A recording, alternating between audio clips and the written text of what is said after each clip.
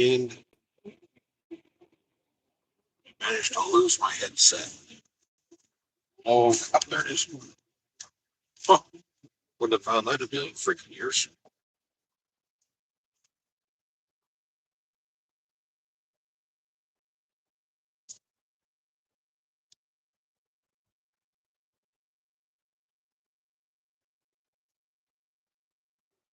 All balance.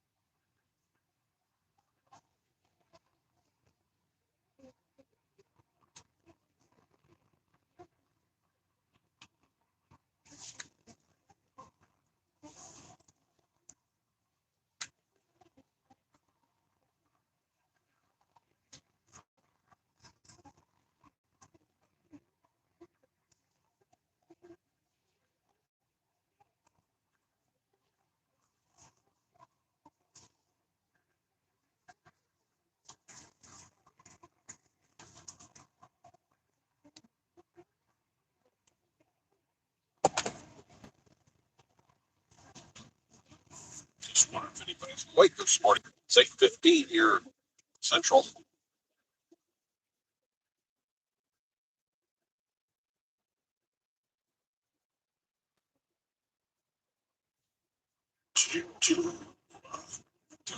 Oh, I see some movement. All right. Back on the road. Made a delivery down here to Alabama. Greetings from Arizona. Hey, what's up, Mr. Steve? On Friday, I made a late delivery down here in Alabama, and they gave me a call. They call it a preload, which means you're stuck here. And I got stuck down here by Huntsville until just today. I'm on I-65 northbound in Alabama, and I'm fairly close to the border. I'm shooting up to a suburb of Cleveland right now, a direct shot with 2,800 pounds of whatever this is in the back. I got stuck down here over the weekend, and I hate being stuck in the South in the summer because it's too freaking hot down here. And this morning, something funny happened. Second time this has happened. I have a portable air conditioner here in my van. It sits on the seat next to me. Put my generator out back. I plug it in. I put the vent out the window, then plug up the rest of the window, and I have a drain hose from the back of the air conditioner, and it actually lays down in the footwell, and it's sealed up down there. The only opening is out the door. So when I opened the door this morning, it was like a half a gallon of water fell on the ground, literally. And that's the second time that's happened. Usually there's a little bit of drizzle, but it looks like somebody dumped a coffee pot full of water out the door. And I got to laugh. I should have filmed that. I tell you what, next time I'm in a high humid environment, excuse me, I absolutely will film that because I got a kick out of that. But it wasn't terribly hot down here. It's just the humidity is always present. It makes it stinky, especially indoors. So I got stuck here Friday night, Saturday night, Sunday night. Like I said, I hate being in hot climates like that. And when I know I have a load for Monday, I always go out and peruse museums. I like military and aviation museums, my two that I focus on. So I got on Google and started looking around where I'm sitting and found out that, oh, yeah, I've been down here before. And the museums in the area I have already perused. So that kind of got in the way. The only one around here of interest to me was a railroad museum. And it's somewhere in my playlist, there's something on that. It's an old rail station. And it's basically displays of the old equipment. There's lots of model trains and whatnot. And it was kind of interesting. And I live streamed that. And a guy working there kind of walked around and narrated all the stuff on the equipment, which was kind of fun.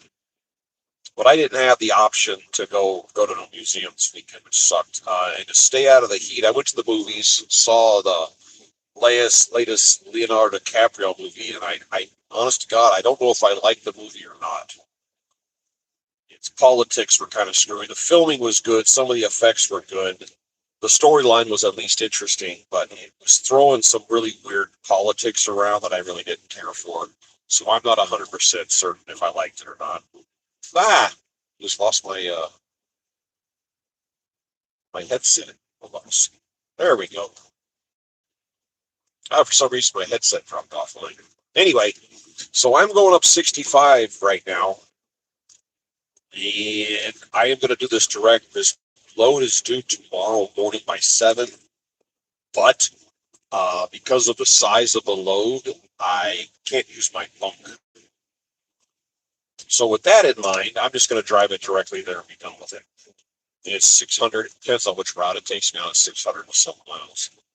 So that's the entertainment for now. This is north. The sun's coming up on our right side over here. That's why you got these shadows. Personally, I think the shadows look cool. There's a Expediter right there. I can tell it's the type of vehicle, and he's got Tennessee license plate. So that guy's doing the same job I'm doing right here, except he's driving an aerodynamic nightmare. I have been back on Hitch now for 2 weeks.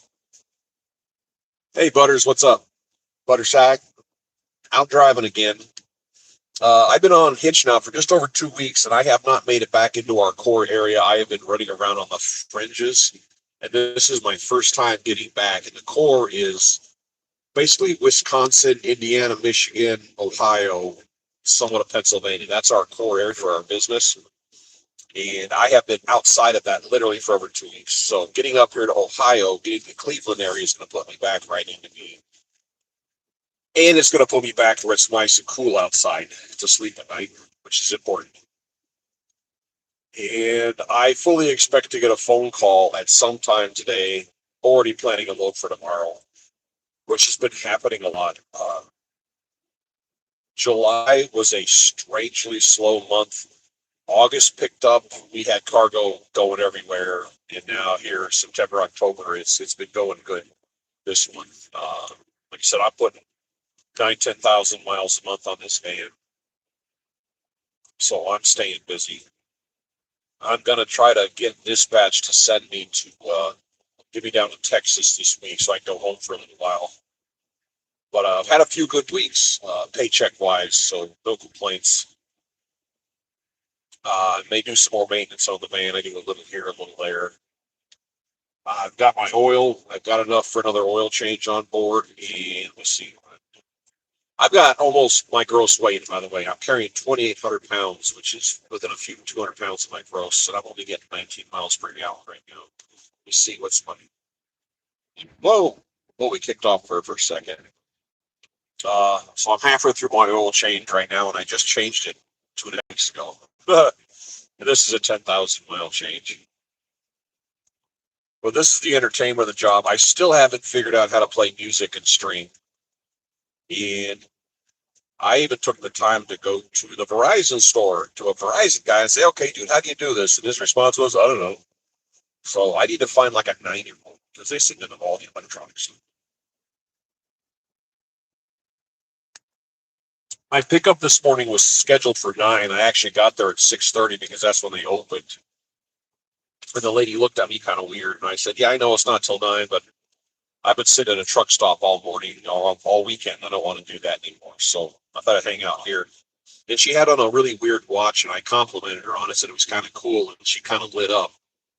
And that's a little psychological warfare you use on shippers, because if you get them in a good mood or get them on your side, things will speed up. And sure enough, I got my load on board before 8 o'clock.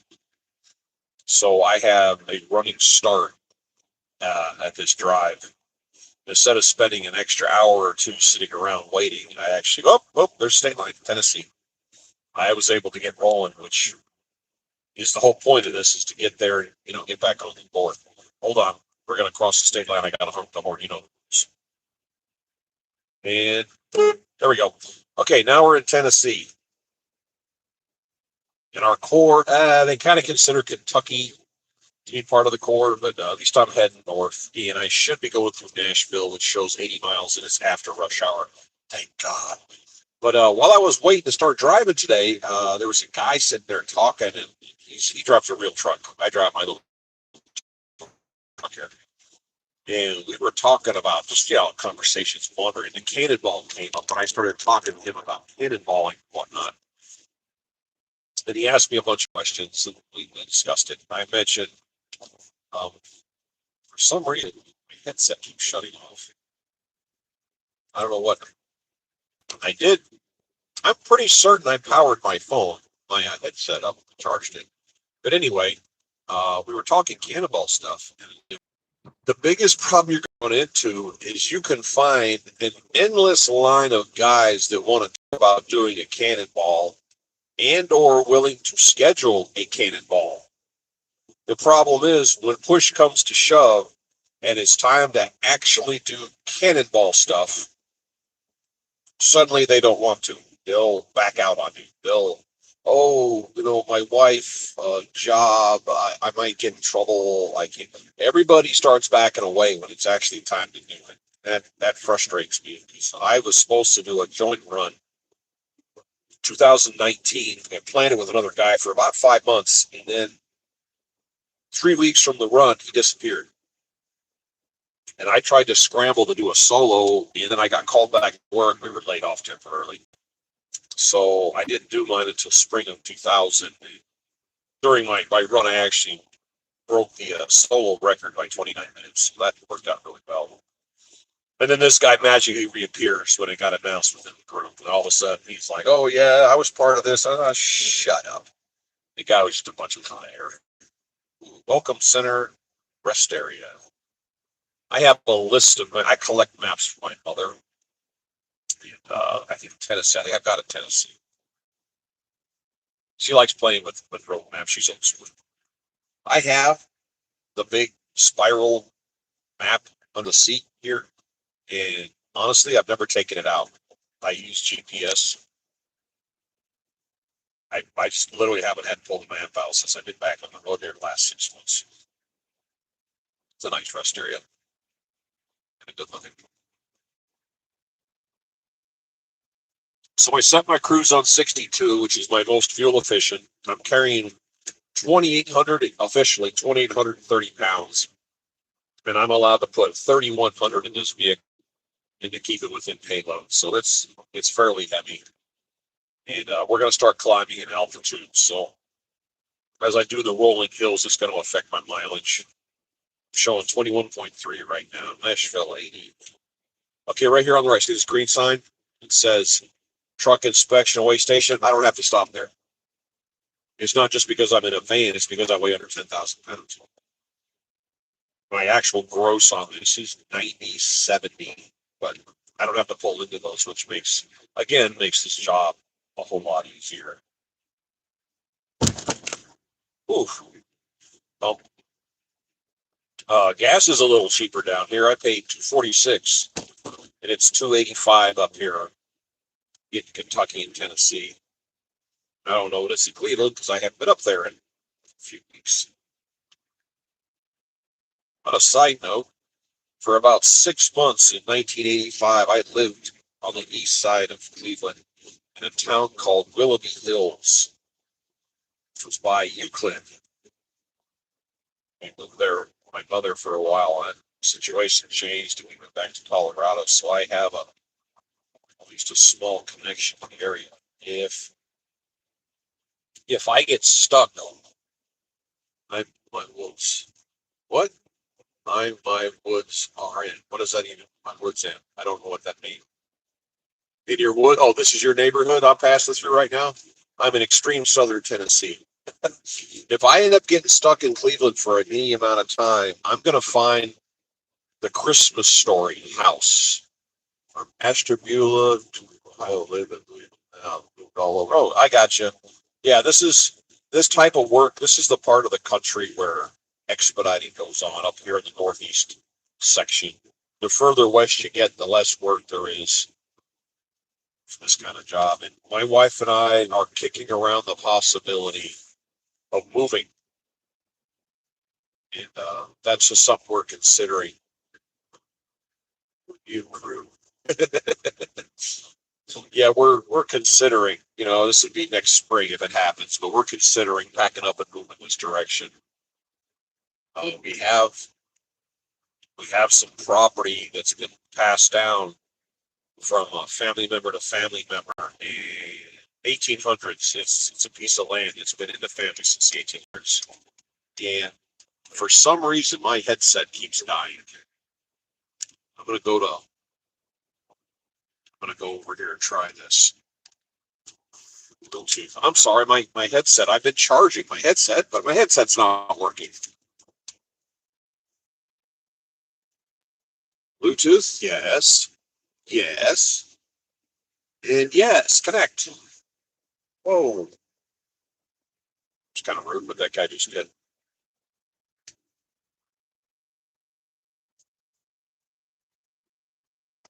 Over here real quick. Seriously, dude, I'm going 62 and I'm catching you.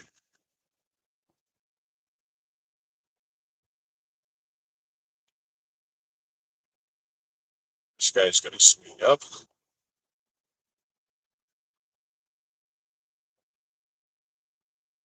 Response from over. Okay, okay. Says nice if you're in the country or some big cities keep on trucking. They don't let them get you. Yeah, I hear that. Now we have property in rural. The family has property in rural Pennsylvania, way over on the western side, like right up on the border, about mid-state, in a little town that doesn't even appear on a map. And let me see if I can turn this on, turn this back off, because I'm having connectivity problems.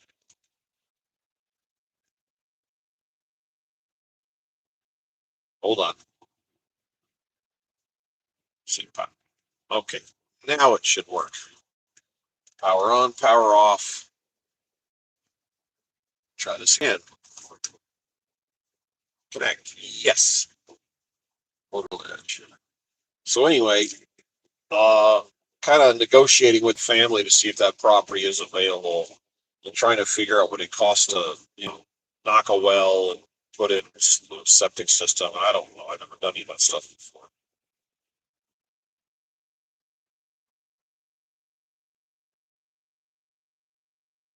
Ugh. So apparently my phone doesn't want to connect. Figures. Ooh.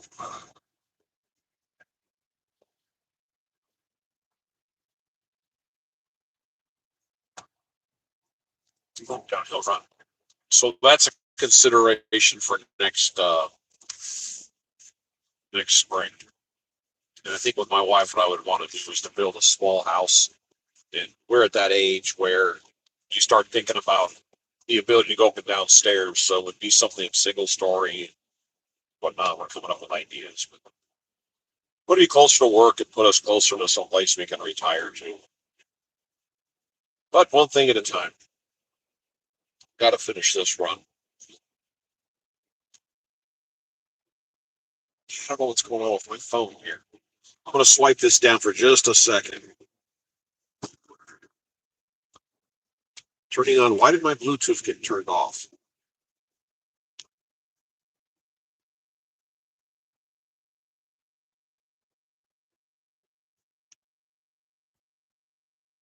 Yeah, my Bluetooth turned itself off. Okay, I think we're back in business. Ugh, that's frustrating. Anywho, that's my day. Uh, I've I've started to park. The you go to a truck stop, the big trucks park in the back, and the cars and the vans and little vehicles park out front. And if I'm going to use my generator where I'm making noise, I like to go hide in the back by the trucks because I don't like sitting out in the parking lot, sitting out in a parking lot making a bunch of racket where there's people walking around. And my generator's attached, but it's locked to my vehicle, but I don't trust the people that much. So I kind of leave it alone. want to hide. So if you go in the back, you never want to use a parking space that a real truck can fit in. You don't take them. But you find those little oddball corners that they can use, and that's where you hide. So I went back and found a little wedge corner that was useless to the big trucks. And I've been back there for the whole time I was in. I took the truck to go to the movies, and then I took the truck to go put fuel in the generator because it's too heavy to carry. But the space was always there because nobody else was using it. It also gets you away from the road. But that's just kind of a safety thing. Security writing. Hey, that's the best way to wake up. That's the best way to wake up.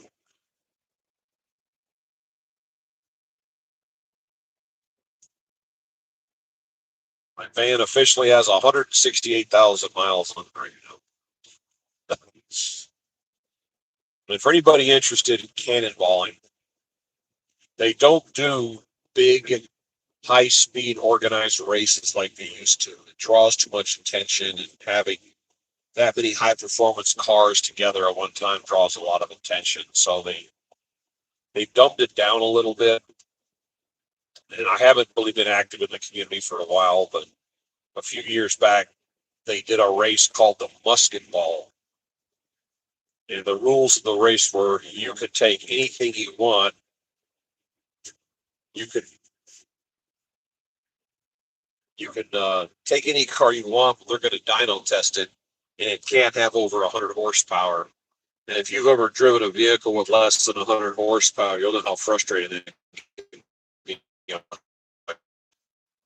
So people would go out and buy these old, 1970s, 1980s old POS cars and try to race it across the United States. Now, down at sea level, 100 horsepower might get you down the highway, but you start getting up at altitude into the Rockies and stuff, and you might as well get out and walk.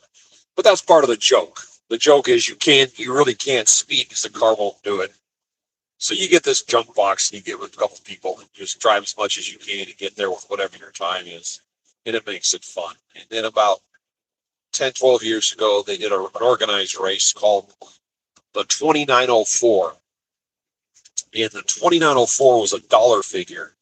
That was your car, all the equipment in the car, food and gas. Everything you were doing had to fit within a dollar figure of 2,904. So again, you're driving an old piece of garbage, cheap throwaway car, hoping for the best, hoping it makes the trip. Then people came up with some pretty good ideas of how to do it. Just, you got to find a $500 car and hope it runs and lasts that long. And that's the kind of races I think if I was ever to cannonball again, it would be something like that. Something where you're really not out there. You're not really taking a risk. It's just kind of a survival run.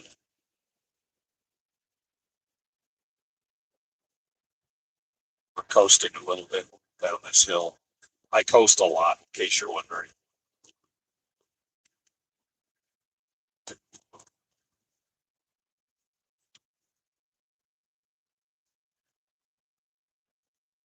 It got,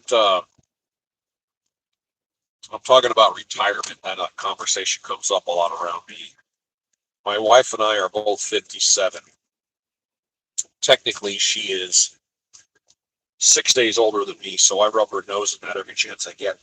But we're going to 62, and that's it. The legal limit. I'm going to bail. People say, "Oh no, you stay working, you stay on the payroll longer, and you get more Social Security money." Well, the older you get, the less money motivates you. And how many years of your life are you willing to give for a few $100s? And it's just, as a kid, you're young, money's like the main focus. And the older you get, money's like and I am way past that age of So my wife and I, we want to do things. We don't want to buy things. We don't want to have things. We want to do things. And what we started doing here in the last 4 or 5 years, we started traveling. We go on a lot of trips to a lot of different places. When I get home, I think the trip we're going to take is going to be a road trip. Imagine that. I drive for a living and I got to go on a road trip. But in the state of Texas, they have a lot of ghost towns. real live, honest to God, falling down ruins, ghost towns. And we want to go find some of those and poke around and take pictures. If I find one interesting that's got enough going on, I'll live stream it. I'll let people see what we're seeing. But that'll be when I get home.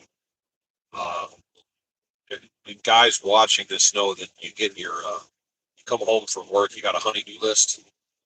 Well, I get an itinerary, and my itinerary has us doing house projects, which we will do.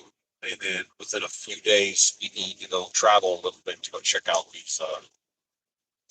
these ghost towns. We looked here the last couple of years for some that were listed that were local to where we are within 100 miles. So we would drive around, look at it, there was just nothing there. I mean, there was nothing, absolutely nothing there. So now I'm doing some online searching and seeing video to make sure there's an actual target to go to, because the local ones were they were a bust. There was literally nothing there. So that's the goal. Find an actual, real life, honest to God ghost town with some buildings and some structures and whatnot. And again, we're going to take pictures. And if it's interesting enough, I will live stream when the time comes.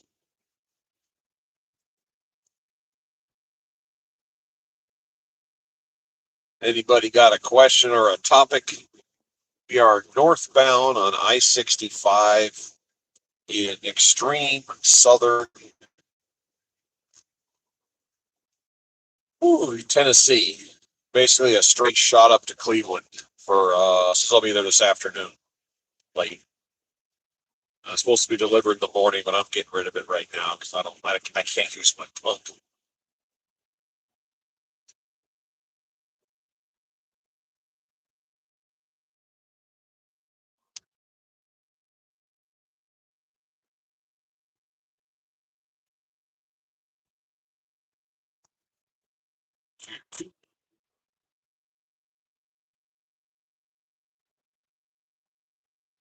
It's a nice area here in the next 4 to 6 weeks. Look at these trees and all that lit up. Tell about there's all different kinds. I don't know the make and model, they're different. But when the fall hits around here for about 5 to 7 days, these trees will be brown, gold, kind of a rust color, just really neat fall colors. And I'm hoping to get some video of that because it looks really cool.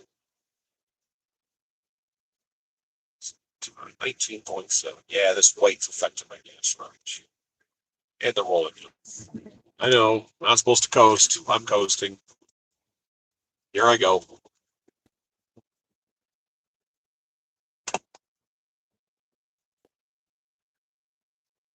Bring my mileage back up. There's all kinds of rules against coasting. I do it anyway. Yeah, the aspen trees in Colorado are white, and in the fall their leaves turn yellow and red and all kinds of crazy colors. You're bored, look that up. Google Colorado aspen trees in fall and look at the colors they produce. Heck am I 62?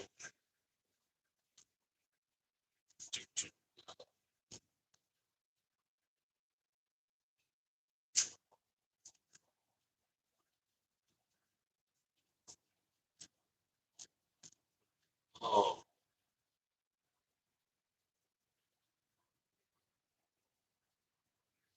I got a bunch of little short videos. I make usually one a day. Uh, I've got a handful of them I need to make in my wife's presence because it involves her. I need to get her reaction. And if you've ever seen a video with my wife in the background or next to me, I don't warn her what I'm going to do. I just do it and let it fall on her as it will. I usually get a pretty good reaction out of her when I blindside her. You coming over, dude, or just riding your race there?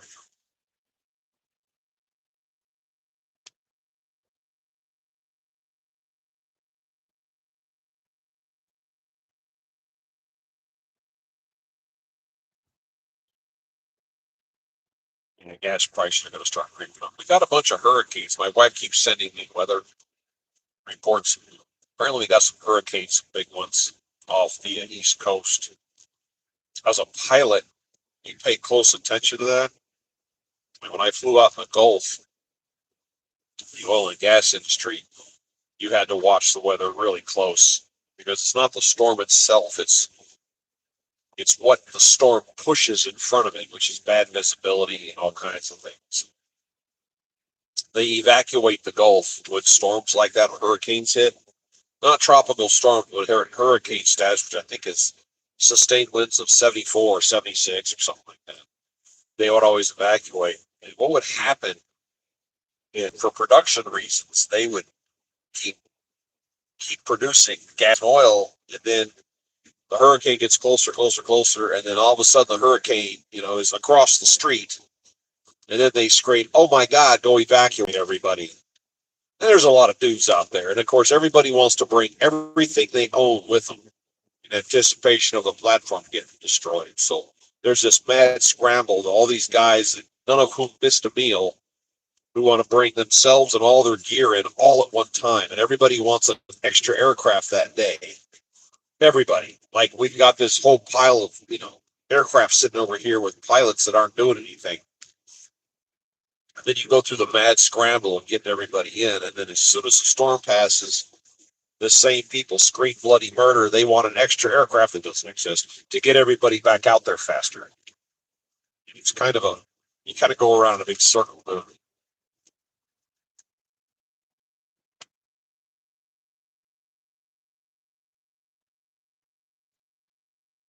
I have seen the destruction caused by some of these storms. I was in a field out there, an oil patch called Green Canyon. It's about 80 miles offshore. We had two platforms. One was standing in 700 feet of water, and then about 3 miles away, the other platform was actually off the shelf, and it was anchored. It was actually a floater, had four big fat legs full of air. It would anchor it. It's just the water's too deep for a standing platform. We would basically jump between the two doing our job. Two really large platforms. And the one that I lived on was the one that was standing in the 700 feet of water. And it had two platforms with a big catwalk, and it's heavy duty material, heavy duty graded metal grating. So we walked on, and we landed. There's different levels. They have what's called the plus 10, which is 10 feet above the water line where the boat's all up. And then there's big zigzag stairs. You go to the bottom level. There's names for all this. You get to the living quarters, and this one had a 3-story living quarters. So the top floor was pretty far from the water, and it had metal doors, those big latches like you see in the movies, the Navy ships where you turn a latch and you latch the door mechanically. Well, up on the third floor with these heavy aluminum doors that are sealed, they've got like gears to them when they close, very sealed. You got off, shut down. I walked downstairs and unlatched the door and walked in, and I'm 150 feet above the water. I open it up, and all the floor tile in the place is curled up. There was so much water in there that it curled the floor tiles. So that's not a good sign. Up they saw me go down, and there was down towards the middle, there was a building, a big metal building that we left. We had fishing gear, and it all went in that one building, and the building was gone.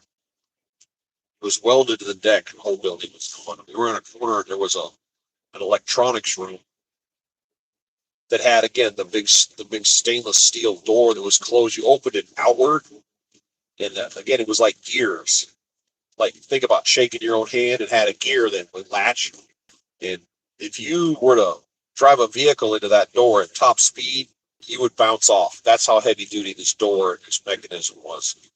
The door was pushed into the room and jammed up on the ceiling. It was part of the ceiling. That's how much water weight had hit that door. It just crushed it like a pop can. And it took quite a while to bring that platform back into business. They had to do a lot of work. The catwalk between the two platforms, the catwalk itself, the heavy pipes that connected them were there, but the catwalk itself was completely gone. You couldn't walk over there. You had to fly the aircraft to go, you know, 40 yards to get to it. There's no way to get to it physically. It was just weird how much power water has.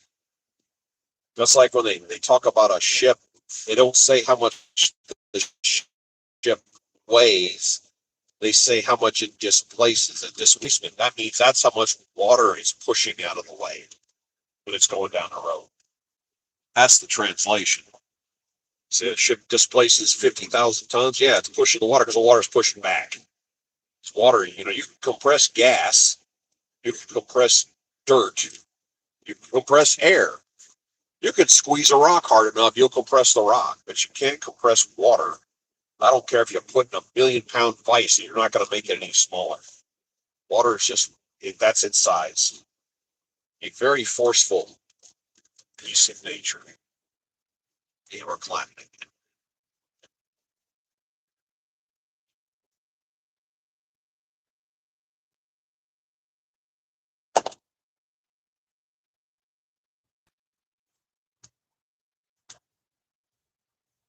I listen to the news on and off. I have I have Sirius satellite. I can dial up news, and I don't like listening to it going down the road because it seems like there's more time with commercials than the actual news. And I'm used to music on satellite where it's just music on top of music on top. So all of a sudden there's somebody talking and trying to tell you something. I find it very frustrating. I don't want to listen to the big commercial. I just want to listen to the news. So I'm kind of shying away from it. I know there's a bunch of violence going on in the world. It's kind of stupid that people are lashing out. You're doing or saying something I don't like, so I'm going to lash out at you. And that just seems kind of, let's call it primitive and short-sighted. There's plenty of people in this world I don't like and I don't agree with, but that doesn't mean I wish them harm. That just means I don't agree with them, and I'm probably not going to hang out with them. I'm going to do my thing. You go do yours. So I don't understand this insane uptick in violence that's going on. Ooh, big hill. Here we go.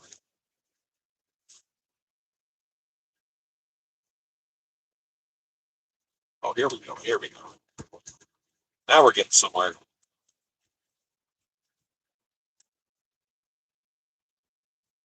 Another reason why the wife and I are considering moving. The town I live in currently moved there in 2001, and the population was 36,000. And here it is 24 years later, and now there's 105,000. So it's getting kind of crowded. So the area that we're eyeballing to move to, there's kind of like nobody there. And I was warned, oh my God, there's nothing there, nobody around. I said, that sounds good. You know, you're not really threatening me much. That's kind of want to get away from everybody. That's why I'm eyeballing this little town. So that may be our future next year.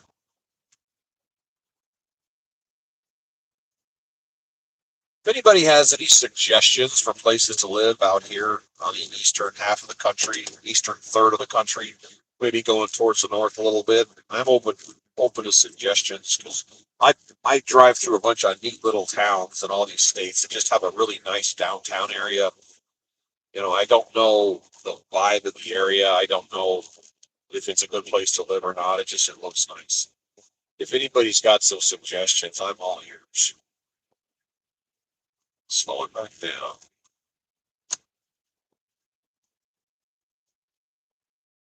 Okay, I enjoyed my free coast. That was fun.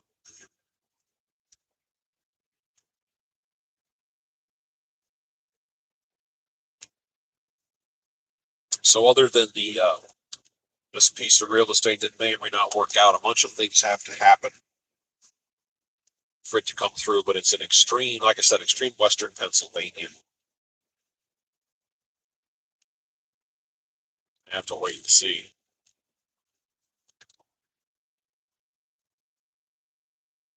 the billboard right there that says autism testing. That's something that's happened on the news recently, where RFK is in charge of health and whatnot. They say, and this has been known for a long time. Tylenol is a good medication if taken in small quantities. Don't overdo it. He came out and flat out said, if you're pregnant, don't do it. And then there's the idiots that go, somebody I disagree with said not to do something. And then these pregnant women show themselves ODing on Tylenol going, ha, ha, ha. Do you know that about 500 people every year in the United States die from Tylenol ingestion? You load up your system with too much of that, and you start feeling bad, it will screw up your system. You go to the hospital, here's what they can do for you: make you comfortable, because you're going to die. That gets into your liver, that gets into your pancreas, you're going to die. And people do from that. So people are going to prove a point by going, well, I don't like what somebody said, so I'm going to go take, okay, well, what happens if RFK comes out tomorrow and says drinking piss is bad for you? Is everybody going to start chugging their own piss? I mean, where's the mindset in all this? People don't tell you something's bad for you because they're bored. But being defiant little children about it, just, I mean, wow, okay. Ugh. I like how they cut through the rock here on the side. I have a cousin who lives in New York, and he always talks about Tennessee, and that's where we are. And it's just kind of nice here, like it. But we'll wait and see.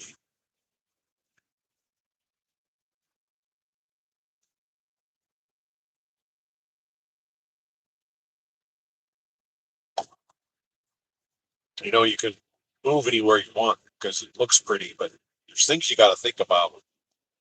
I live in Texas where we don't have income tax, and I'm kind of used to that. So you got to look into what are the taxes, what are the tax on property. You got to think about those things. There's the climate, there's the politics. The little hick town, the little tiny town my cousin lives in, I asked him about that.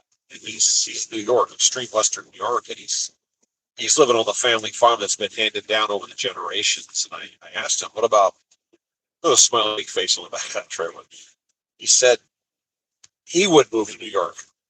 He said the regulations, the taxes just aren't worth it. And I said, well, what about the little town?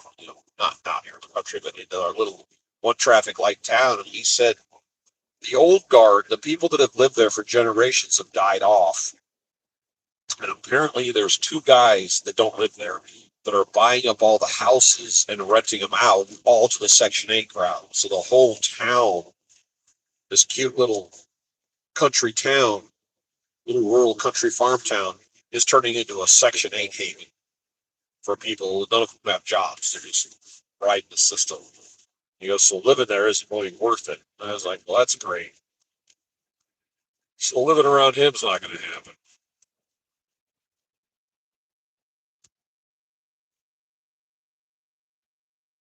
But he keeps saying, my cousin keeps saying Tennessee is cool. So I don't know, maybe Tennessee. But I got to see what happens with this property. Apparently, this undeveloped land in extreme Western Pennsylvania has been passed down for 150 years. It got divided up. My mother has half of it, and her cousin, well, less than half. She gave herself a bigger piece, but she's 82 years old, lives in a nursing home. Her kids don't give a crap about it. So I'm wondering if my mother's going to use some kind of Jedi mind trick and see if she can get it from her cousin.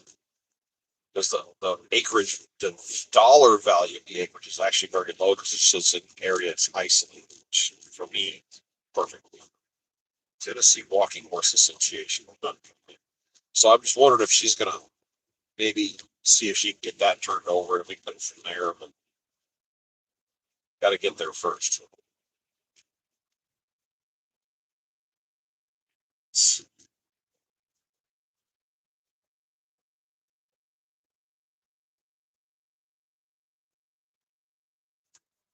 You know, an ambulance gets, certain respect going down the road. But next time you see one that looks like an ambulance, actually read the sign on it. Does it say EMS? Does it say EMS Inc. or Ambulance Inc.? That's the trick. Is there's a lot of vehicles painted up and doctored up to look like an ambulance that isn't. It's simply a non-emergency medical transport vehicle. And look closely at it. Does it have any radios in it? It'll have lights on it because it looks good. But if you see the inside, does it have any medical equipment inside of it? Chances are the answer is no. It's just a non-emergency medical transport vehicle. I used to be in that industry for a while, and I'm noticing 3 out of 4 vehicles going down the road that would appear to be an ambulance are not. So look real close. EMS, medical services, all kinds of things that cannot say ambulance by itself, though, unless it is legit. And they use their flashing lights, which they're not allowed to have. They use that just to push their way through traffic because they don't want to wait in line with everybody else.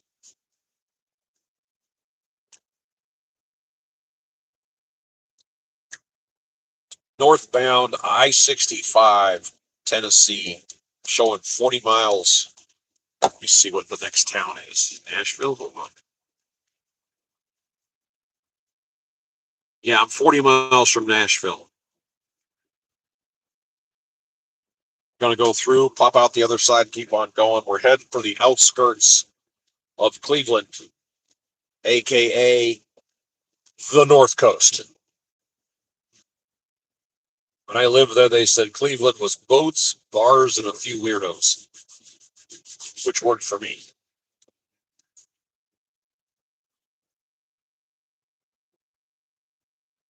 I remember when I was there in '85.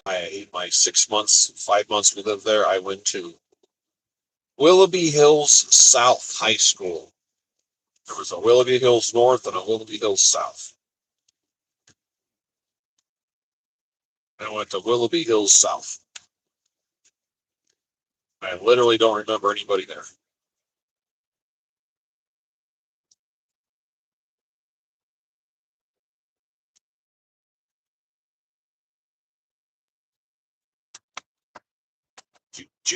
Water bottle. Oh, that's right.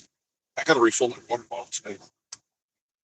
You go to these rest areas and they have the water bottle refilling station.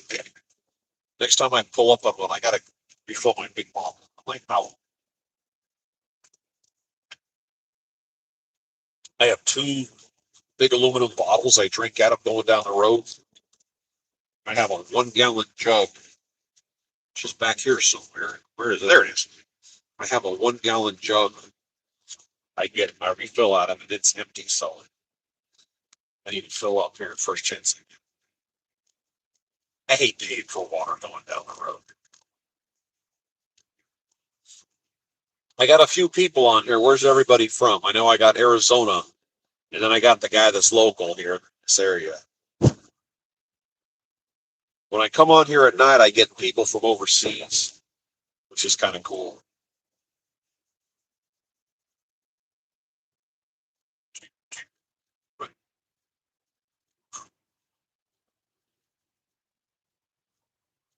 You ever have on a pair of glasses, and after a while, by your ear starts to hurt?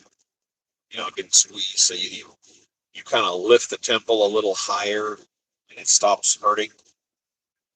Well, I was laying here in the bunk last night. You're in. You're from the Netherlands? Wow. What time is it over there? It's 9 o'clock in the morning here. Wow, that's the first time I've already had anybody from there. I've had Great Britain and Berlin, but I've never had anybody over from there. This is what it looks like. We're in Tennessee. This is northbound on I-65. Apparently, we're 40 miles. Make that 60 kilometers ish south. Wow, 4 o'clock in the afternoon. All right. We're roughly 60 kilometers south of Nashville. We're going to blast through there and pop out the other side and continue north. We're heading towards uh, the suburbs of Cleveland, a town called Brook Park. 2 words. It's on the southwest side. It's a Ford plant. I've got a load of head gaskets or something. I guess they were short on two big old pallets full. Yeah, I know exactly where the Netherlands are. I know exactly where you're coming in from. I'm a big time World War II buff. I'm kind of familiar with Europe and its layout. That's cool. You like coming on here just to see what it looks like? Yeah, this is Tennessee. This is Midwest part of the United States, and a lot of it looks like this: heavy trees, and a lot of wooded areas, rolling hills.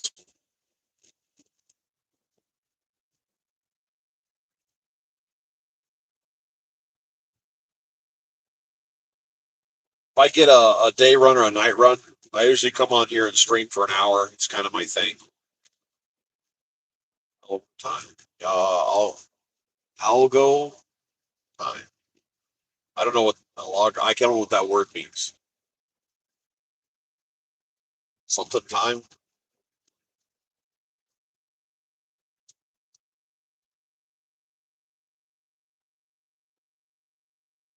And that's one thing interesting about being in the United States is you can walk into a store and people start talking Dutch. I've heard people start talking in German. I heard two guys, they were talking in Serbian. And it's interesting that you can get that mixture of people walking around.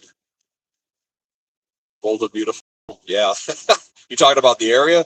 Yeah, it is. It's kind of nice through here. This, you see, I'll take a look. You see how thick the woods are here? I mean, you try to walk through there and you're going to get stuck. My buddy refers to this kind of terrain as, quote, woolly booger country, where it's so thick you can't even go through it. Since I'm kind of new to streaming, I'm hoping to get a California run out of the East Coast because going out there, I go up over the Rockies and into Utah, which is the high plain, dry deserts, and it's gorgeous. Some of the wooded, the desert areas are tans and shocking red colors, and I'm hoping to do one another run, and I'll stream that as much as reception will allow. Brooks Logan was it? Well, oh, I don't know who that is. I don't watch, so I'm sorry. Yeah, that's the soap stuff. That's not my. I'm not much of a TV person, but I'm hoping to get a California run because I would love to stream the ride up over the Rockies and, like I said, into Utah and whatnot. And then I could go into Grand Junction, which is really the only big town on the western side of Colorado, and go to the Rock Slide restaurant, have a buffalo burger, and take a picture and rub my wife's nose in it because she'll be jealous. If you haven't ever had a buffalo burger, go out of your way to have one. Wonderful.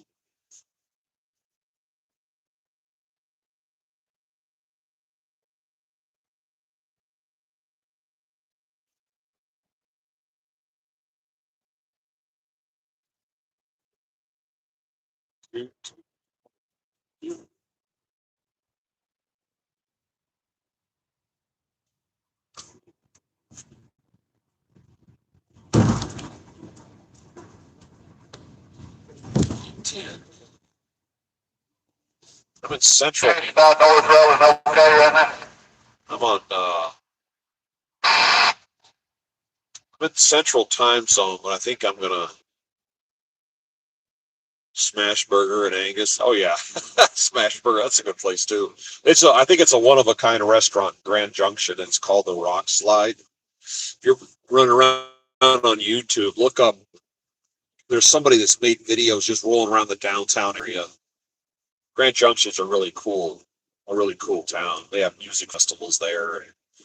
It's weird to be at that high altitude up in the desert to have there was a volcano that erupted up there a zillion years ago and it dumped a bunch of really fertile soil. So here you are in this high desert, yet the soil they can grow fruit. They have peaches and grapes and stuff that grow right there locally, which is just kind of odd considering where they are. But it's a really neat town with a neat vibe. Yeah, I never did soaps. That's kind of a girl thing. There's some guys that watch it. It's mostly a girl thing. Does think about the show. It's oh, I love you, followed by I will destroy you in the same episode. That's just it doesn't interest me.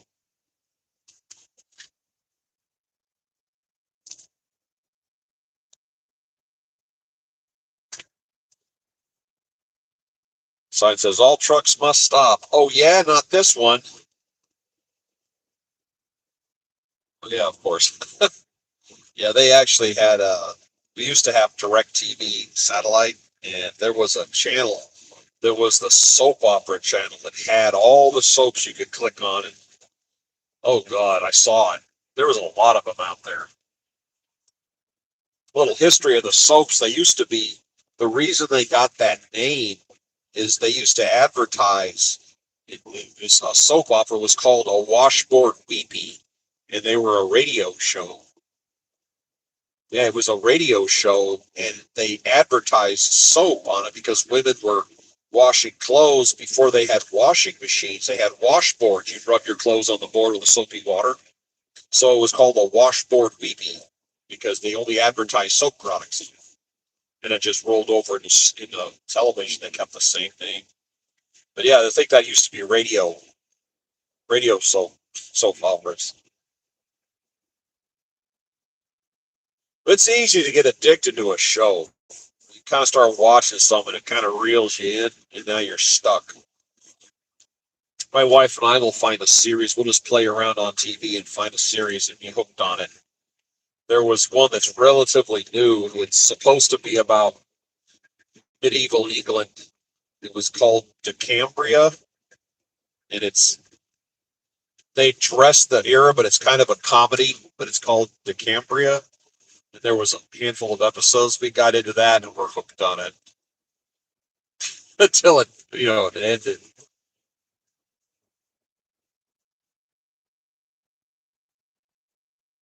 Uh,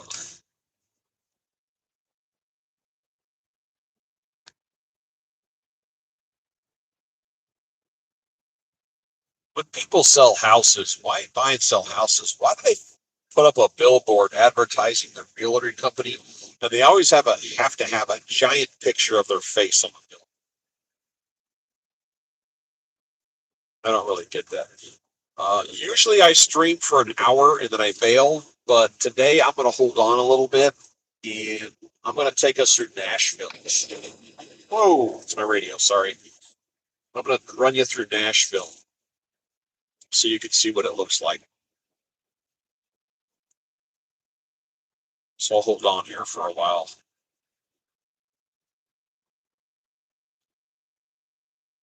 Yeah, my TV watching has been more or less reduced to YouTube these days. We have Prime, Amazon Prime Video, but we like.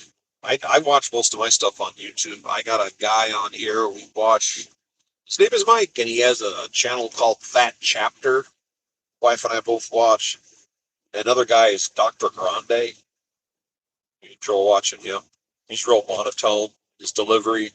But if you watch closely, he has these little facial expressions that are kind of fun. But that chapter and Dr. Grande are probably two. Another guy's Mr. Ballin, Ballin or AN, Mr. Ballin. His stories, creepy, mystery stories are kind of fun. And they're based on real stuff, which kind of gives it a little more fun to watch. What's this guy doing? Step out in the street, dude. Got him pinched off here. Watch. That trailer is that. I was driving here a couple days ago and they were doing some crop dusting, road. Programs are all over the world casting. Yeah, I mean the world. It's insane how much the world has changed. Like on here, I cast just because the people that come on here mostly want to see the terrain, see what it looks like for different times of the day. and I get it. And I mean, like I said, I've had people from New Zealand, Australia, I said Berlin, now the Netherlands. I had a guy from Ethiopia on here, and he was taken aback. Had a guy from India, and he said our roads and our highways don't look anything like that. Our terrain doesn't look, and it was real early in the day, and it was somewhat foggy, so it had a really cool look to it. And he just enjoyed seeing the scenery. But yeah, anybody with an imagination now can come on here and create, and I think it's wonderful because there's a lot of creative people out there who never had the opportunity to express what they want to do or how they want to talk or act or show, and now they have that chance. I think it's wonderful. I'm still waiting for someone to put up a good video of Bigfoot. There's Bigfoot's everywhere.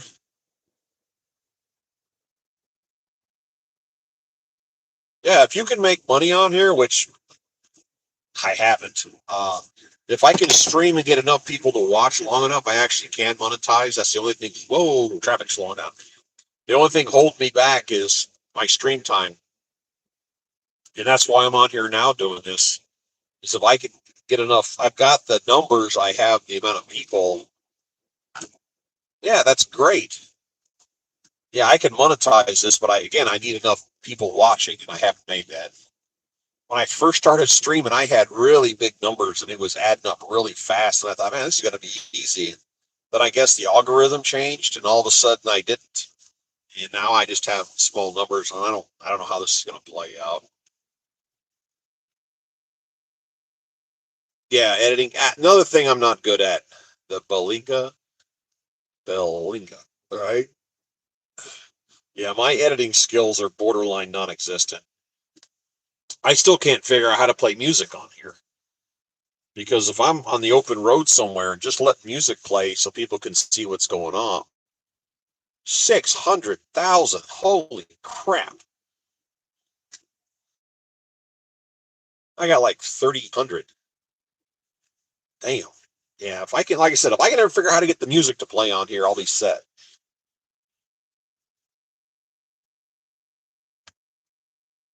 Yeah, everybody starts small. I've seen people start channels that they get 3 or 4 people on there, and then they don't really do anything. I mean, there was this one girl that she just rolled out of bed one day and announced she was going to be a YouTube star. Okay, and I saw some of her videos, and it's her getting on there going, "Hey everybody, it's me. Nothing going on. Just checking in. Hey, okay, said bye." That's her video. I'm like, oh wow, that was intriguing.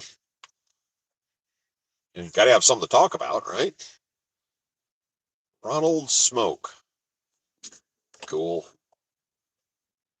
So basically, this is traffic is stopping because of this lane, and everybody trying to push themselves in from the right lane because that lane goes away. And once we get all pushed together up here, the traffic's going to take off. This is my prediction. This is my prediction. Yeah. And of course, the people, this right lane disappears, there's arrows on the ground. But of course, these are the people that all push their way up to the front, try to shove their way in, which causes a bigger delay. I don't drive real aggressive, and I doubly can't now because I'm super heavy.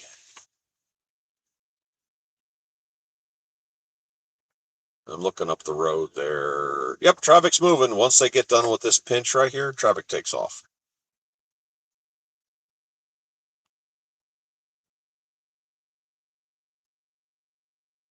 My brain just said, hey, look at all these Tennessee license plates.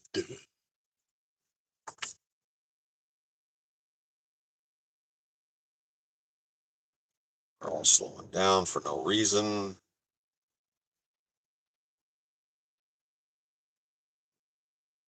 Here we go. Okay, people, we've all slowed down to look at each other. Let's go. It's after rush hour. This really shouldn't be happening.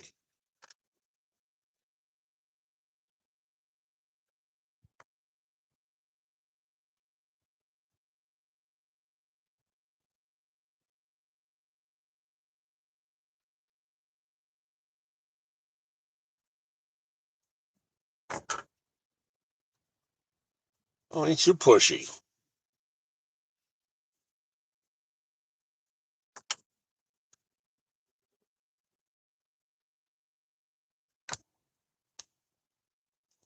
Ain't you pushy. We all must be in your way.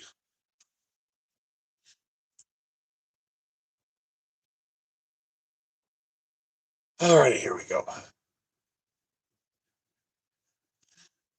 There really isn't a reason for the traffic to be doing this time of the day.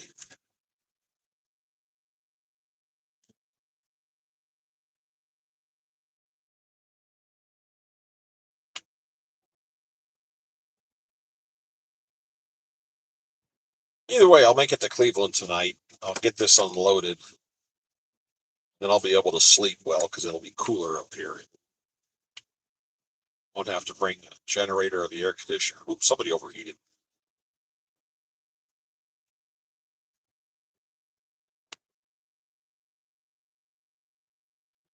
600,000 subscribers. Jeez. How long have they been doing that? I started this out in, I started my page in 22, and during, it was early COVID stuff because the flying job kind of went on standby. And I did this and I was talking about expediting, what I'm doing for a living. And then I stopped expediting. So then I just started using it to tell jokes.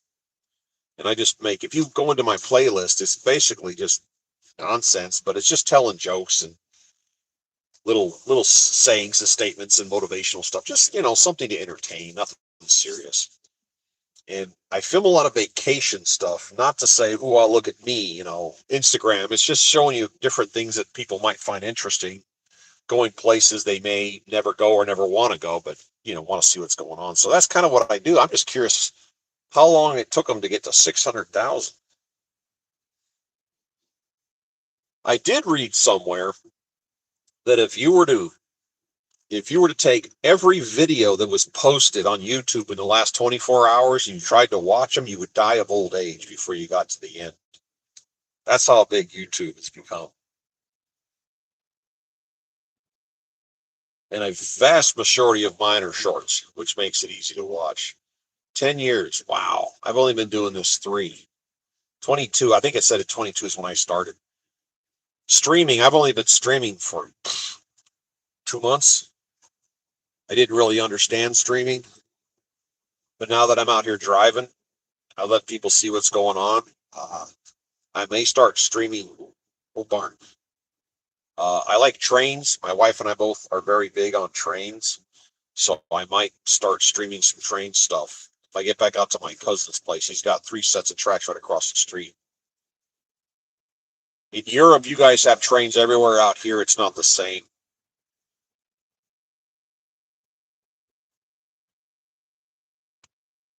Yeah, passenger trains are kind of unusual.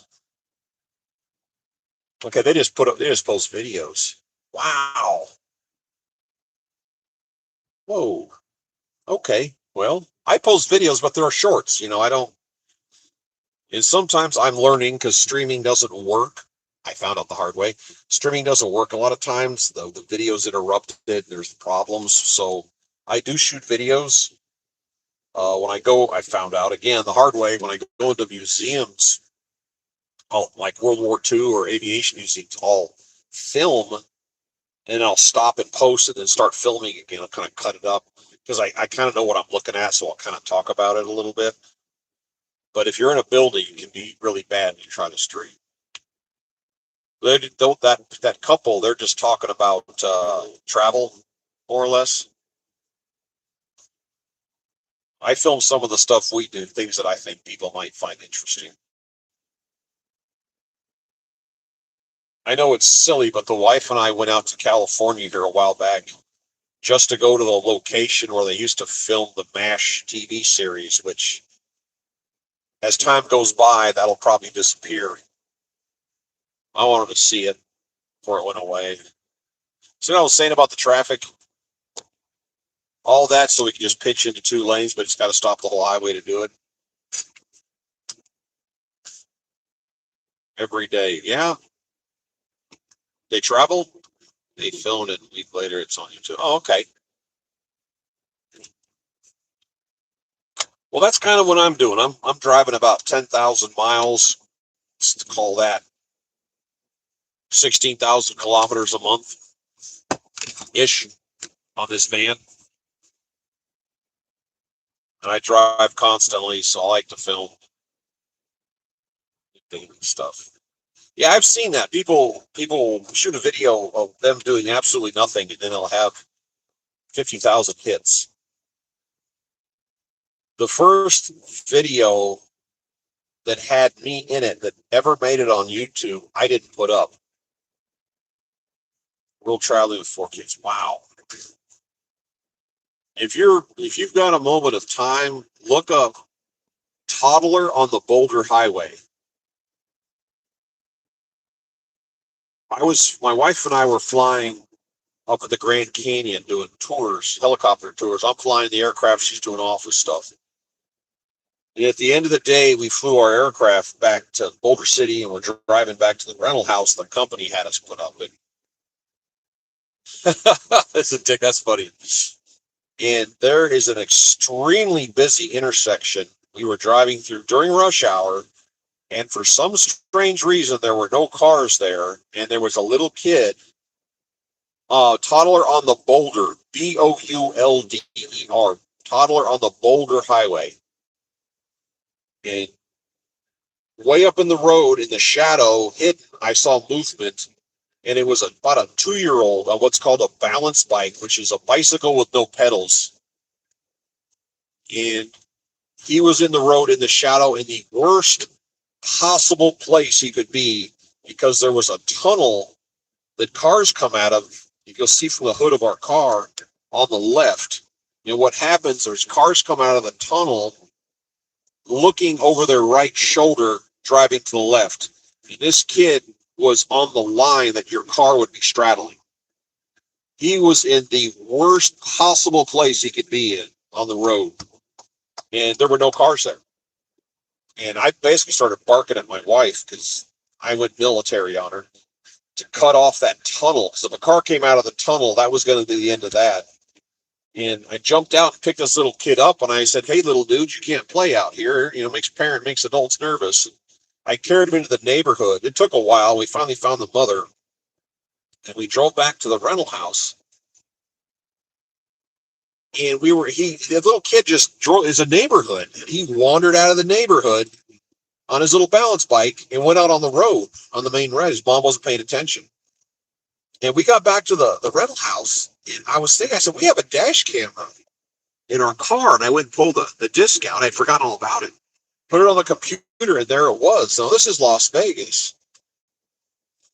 And I sent a copy of it. I put it on my computer, and I sent it to a friend of mine in Texas. I said, "Look at this. What happened?" And he was like, "Dude, that's crazy." Well, we went to work the next day. We're up at the Grand Canyon West Airport. I get a phone call from the local news channel. They go, "Hey, was that your video we saw you in?" I'm thinking, how did this guy? Oh man, my friend that I sent the video to sent it back to him, to the local news channel, and they called, and we're like, I wasn't into YouTube, I wasn't any of this stuff. And they said, "Well, can we use it?" I said, "I don't really care." And they wanted to interview us, and I said, I'm not into hey, everybody look at me. And it came up on the news channel, Fox 5 in Las Vegas, and it became. This is in 2020. She said that was the most viewed segment they ever had. And last time I looked, that video had 8.7 million hits. And if you're wondering, if you watch the video, I'm the fat guy in the white shirt with the yellow hat on. But that was the toddler on the Boulder Highway. Now, the Fox 5 version is probably the best. And it got shared by a bunch of people. It kind of exploded there for a while. Seriously. Yeah, this little kid, I don't know, this little blonde-haired kid, I don't know what happened to him, but that turned out way better than it should have. I mean, I'm just being honest. That was the most horrible place he could be, in the shadows, which doesn't really show up on video, but that kid, that was very fortunate that he survived that. Because anybody coming out of the tunnel on the left at an angle would be looking back over their shoulder at us, hugging the line where he was sitting on this little tiny bike in the shadows. It would have been bad.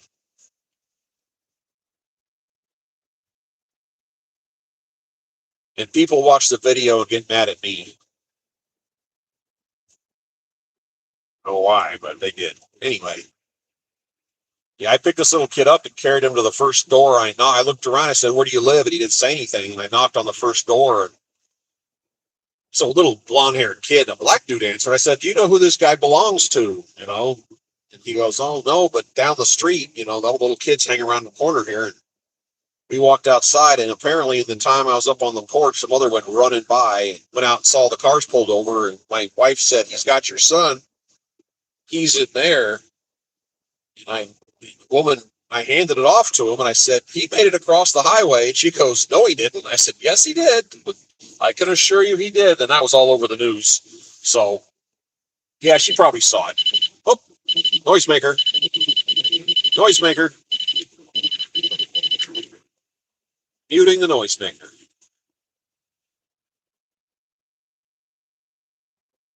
Yeah, it's an interesting video, but look at the one with the Fox 5. It's a woman standing there next to a screen talking, showing it. Well, look how many hits it's had. Well, I drive a whole lot more than that. Today in kilometers, I'm driving about 1,100 today. I've driven nonstop. I've driven the width of the United States when I went cannonballing. That's 4,500 kilometers, I guess. Yeah, I drive way more than 200 kilometers. This is in miles. This is 630 miles, this particular run I'm doing right now.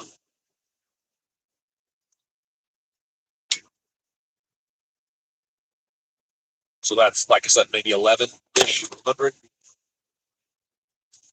Yeah, but I've driven from lower Manhattan Island in New York City to Los Angeles nonstop. And again, that's close to something just under 5,000 kilometers. But I was also racing, so that's why I did it. 34 hours and 4 minutes, one end to the other.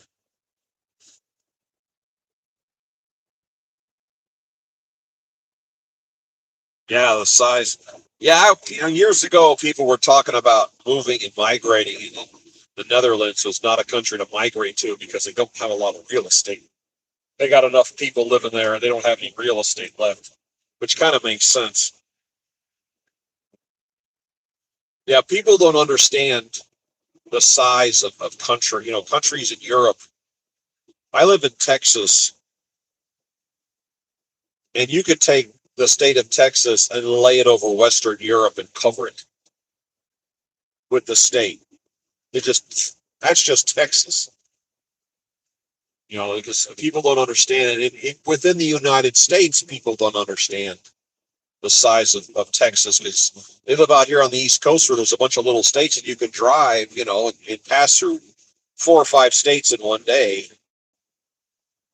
You drive all day hard, you can't make it across Texas. It's 800 coming across the border, Louisiana, going over to Arizona. It's 830 miles. It should be 983 miles, I think it says on the sign.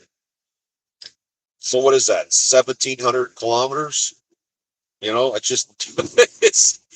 just one state.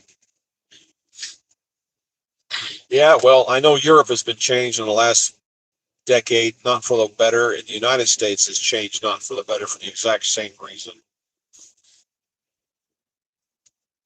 I was in Great Britain in 1981, and while playing in the Army, I went to Germany in 1987. It was awesome back then. But I'm looking at what's going on in the world, and it's not good.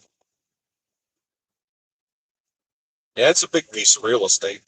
Yeah, let's take, you go on the map, if you go on like Google and say compare the size of Texas to Europe, and you'll see where they'll put the maps on top of each other, and you'll kind of get an idea how large the state is. You know, Kurt Katz has videos traveling. Kurt Katz, Kurt Kaz.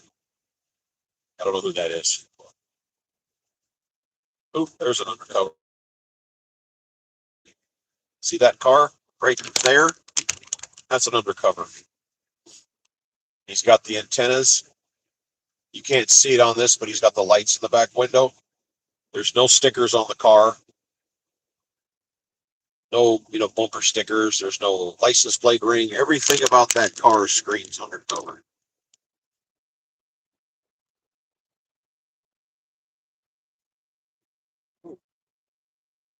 This shows 14 miles, and then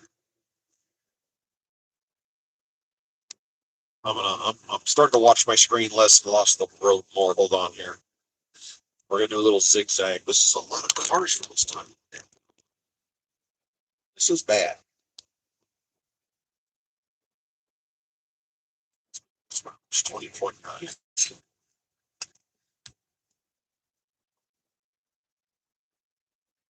Oh, white guy from South Africa. Hey, have you been watching what's going on in South Africa? That place is going down the toilet too. South Africa used to appear on the world stage. They were a player on the world stage. Now they're like a backwater. And I've seen video, if you compare it today to what it looked like, let's say 30 years ago, and that whole country's falling apart. There's no infrastructure. They're not doing any kind of maintenance. Bikes and those foods in downtown. Yeah, in South Africa, yeah, that could be dangerous. But yeah, like I said, that whole country, they just going around taking pictures. The sidewalks are falling apart, buildings are falling down because they don't take care of the infrastructure. Bolivia, yeah, my wife are considering when we retire, we're also considering expatriation, which would be probably in that direction south. The wife wants to stay on the same continent.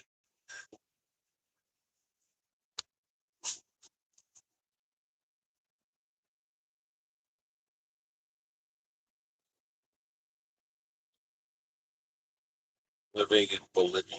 Yeah.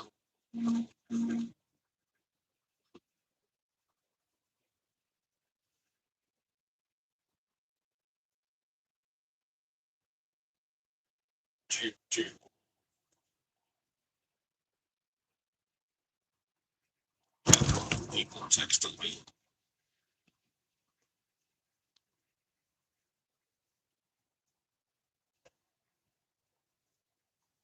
A lot of cars. A lot of cars.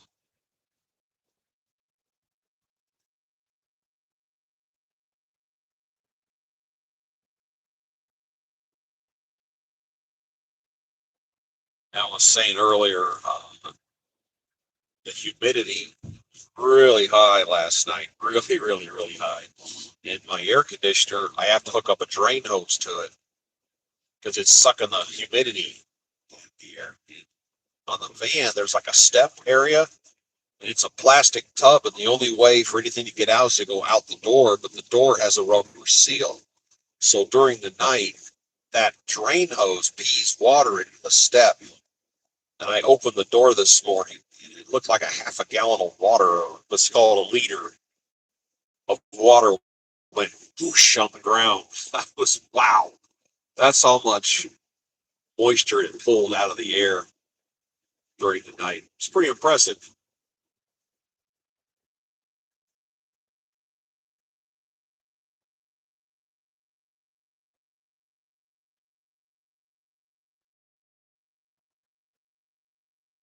It's running us up here.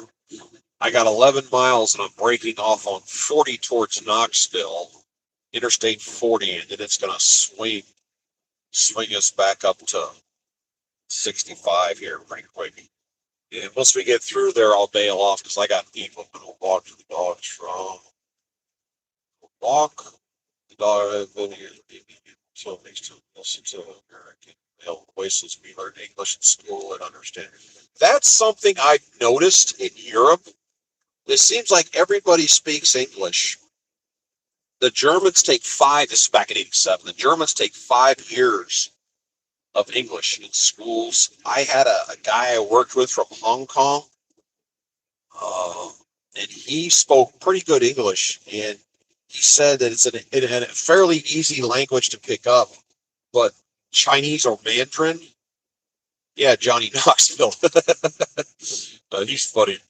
But he said to teach an Oriental to speak English, they make them bite their tongue when they talk, because he said that the Chinese language is all vowels, and they pull their tongue into the back of their mouth and go, ooh, ah, ah. They don't use their tongue. So they say they make them bite their tongue because your tongue slaps the back of your teeth. Where the Mandarin language, the Chinese language, they don't do that. But he said once you pick up English, he said it's actually pretty simple. And I was like, that's kind of cool. But I did notice that a vast majority of people in Europe, it's amazing how many people can understand. But then again, if you immerse yourself in a language, you can pick it up. My wife and I have been on a few trips to Mexico, and we're down there, and we're kind of,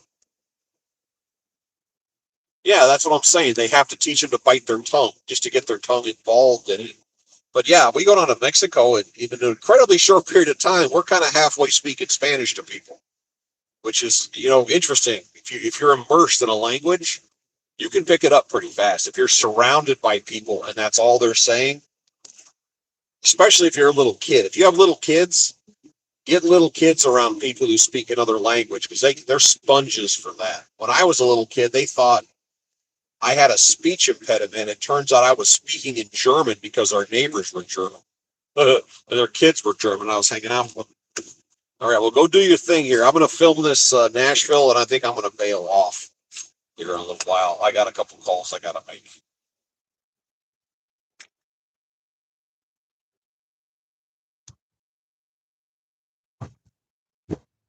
Seriously, they had to they had to pick a common language in Africa back in the day, because like every little area had its own language, own dialect, and they voted on it, and French became the language of Africa. That may have changed over the last few centuries, but back in the day, they all spoke French.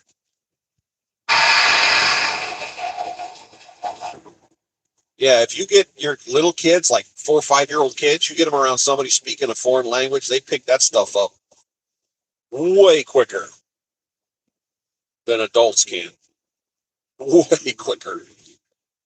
Okay, where's my turn? Well, that makes sense of traveling. Please notice how many cars we have. It's getting crowded out here.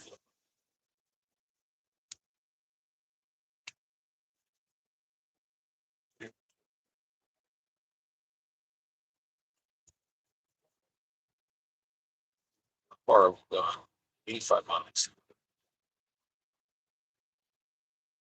I used to feel like I've driven way more than 85 miles.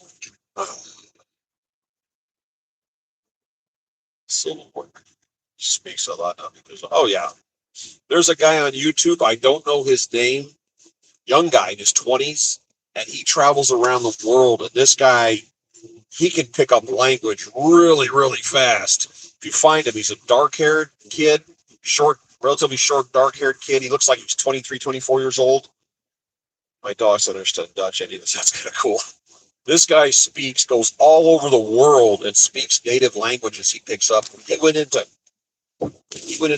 Canada, and he was communicating with an Inuit Eskimo tribe. There's only like 10 people in the world that speak their language, and he walked up there and conversed with them, and it just knocks them sideways. He goes into Chinese restaurants and orders in Chinese. It's all over YouTube. He goes to Central Africa and communicates with people back in the woods.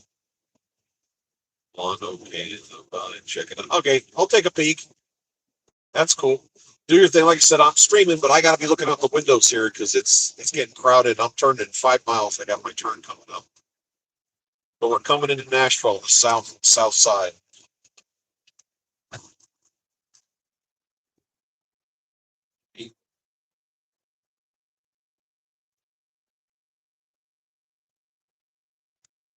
For 9:45 in the morning, there shouldn't be this many cars on the road. My mileage, 21.3. Yeah, my mileage is pretty low. Yeah, no, I'm not watching anything going down the road. I listen to stuff going down the road. I don't watch stuff driving.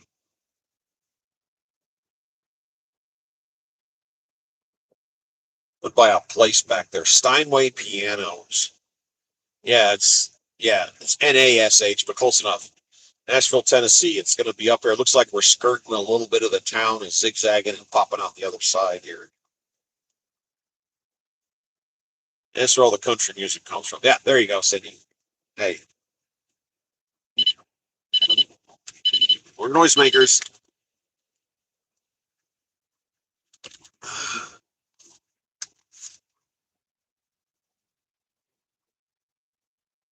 And there, it's hard to see on the horizon, but that's the downtown area.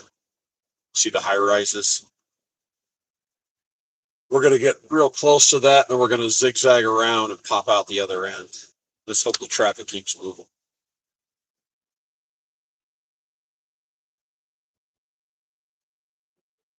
Okay, I'm getting off on exit 82. Oops, 82B.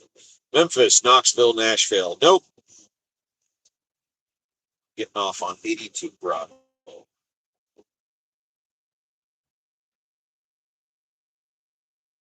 Nashville Festival was here. Nashville Country Music. That's cool.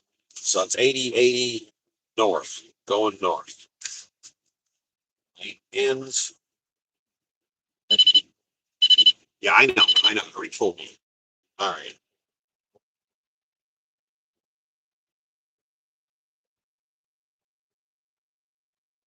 All right. What's it? I'm sorry. I'm not really much into country music. Hold on a sec. Like I said, I'm looking out the windows right now.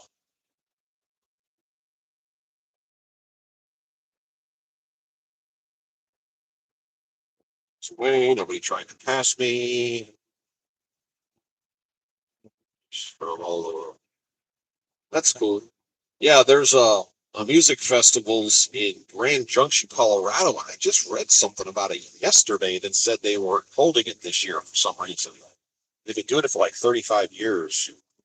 Music festivals are fun.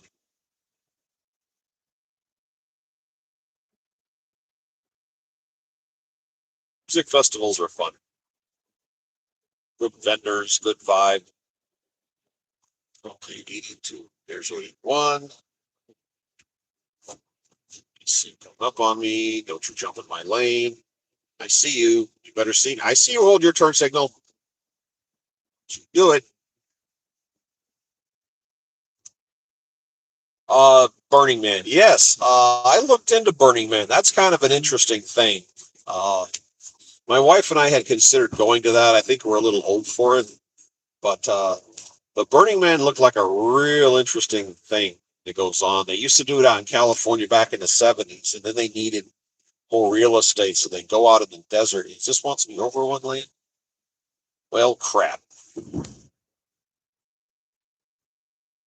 GPS is telling me to go. Keep going. Keep going. Keep going. Thank you. Don't you love that? We take your foot off the gas and the person next to you slows down. Okay. 82B, that's me. Hold on a second.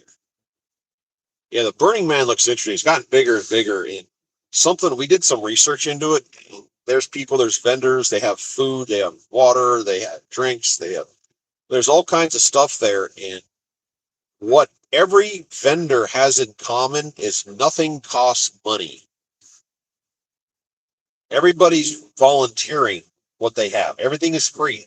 Everybody brings stuff and shares with other people. It's real interesting how they do that. Well, there are sometimes can be sandstorms out the desert, but I think it's a neat idea and go out and just act stupid. And they put a fence, 40 East.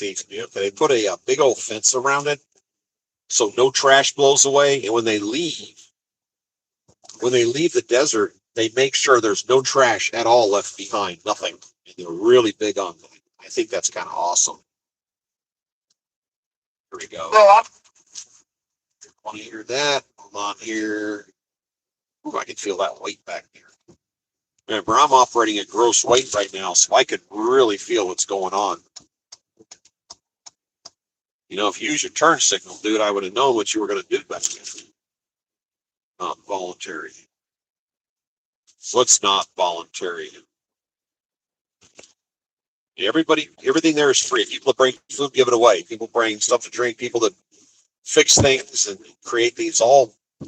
It's all complimentary. Everybody just donates. It's kind of a neat thing. All right. Oh, that was the downtown to our left. Going 211. Fire truck turned up. Come on. Where you at? Want to hear it?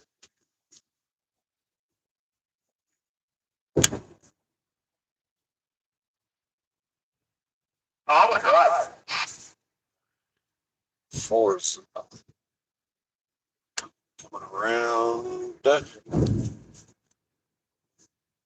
Somebody's not having fun. Radios are up. The hood up and the jockey box open. He's not having fun. How about it, ladies? Look for all them ladies out there looking for a free mustache ride. That's right, free. Okay, I got one more turn coming up. Heard that. I think that looks like a stadium being built. That's what it looks like. Yeah, that's probably a stadium there. So we're going around the outskirts of Nashville right here.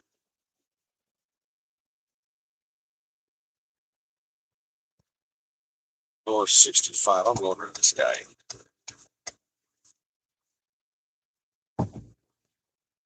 Don't like being behind trucks. They kick up stuff on the road.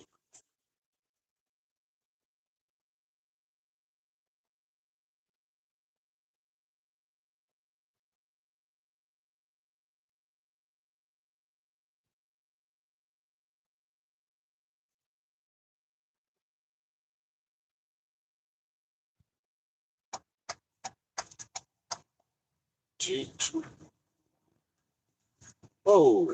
Hey, you with the surfboard. Do a lot of surfing, do you?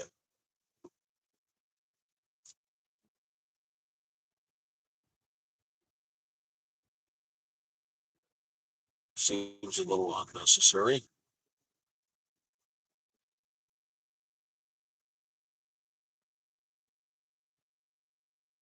I am on I don't even know what road this is.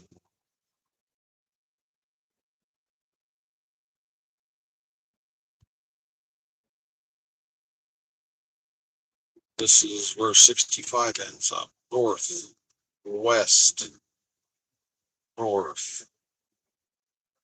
21st is okay, we're going straight. Oh yeah, I remember this pinches off right.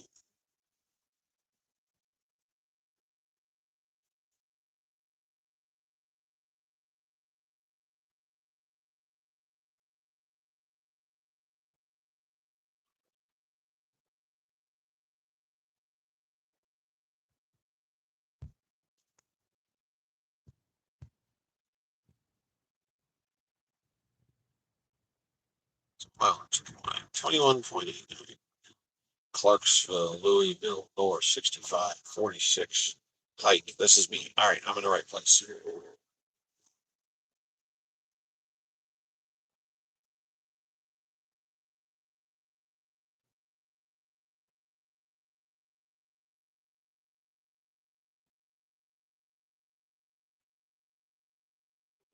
All right. Let me remember what happens up here. Oh yeah, I spent a lot of time on my own. We had CB radios. I don't know if that's a thing in Europe, but CB radios used to be a really big thing here in the States. And they just kind of, I mean, mine's on. You hear how quiet it is, and it mostly stays quiet unless something happens. Now, when something happens, they light up like a Christmas tree. If traffic stops or there's been an accident, they get really really busy, but for the most part they're quiet. But there was a time when it was just nonstop people babbling. But technology has changed, and now you could do all kind of. You talk to people on your phone and whatnot. It's different. It's still good to have for safety purposes. The traffic stops and everything's getting pushed off the road. People know which lane to be in and where to avoid, what to get around and stuff. And I've used it to my advantage, and I pass along the info. Also, when the police are out hiding in the bushes, drivers share that information. It's pretty common. All right, one more turn off up here. Louisville, that's me. But they are, generally speaking, quiet. Nate, phone the first ship when I start buying lunch. Like this guy's battling.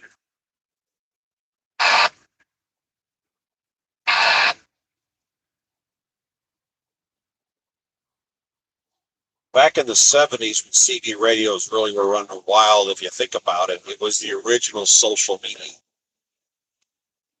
You know, no internet, no computers, none of that. It was the original social media was the CB radio before it started.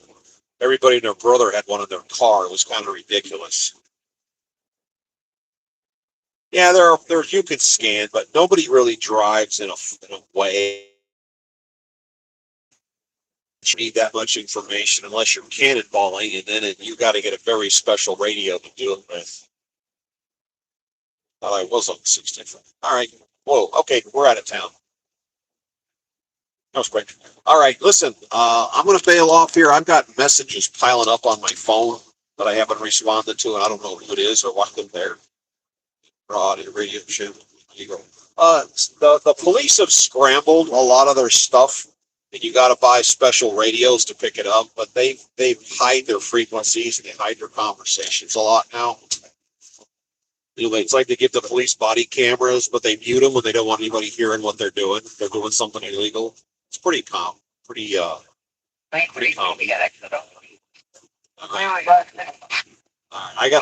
I gotta bail off here. I gotta respond to some of these. I'll catch up with you guys later. Take care.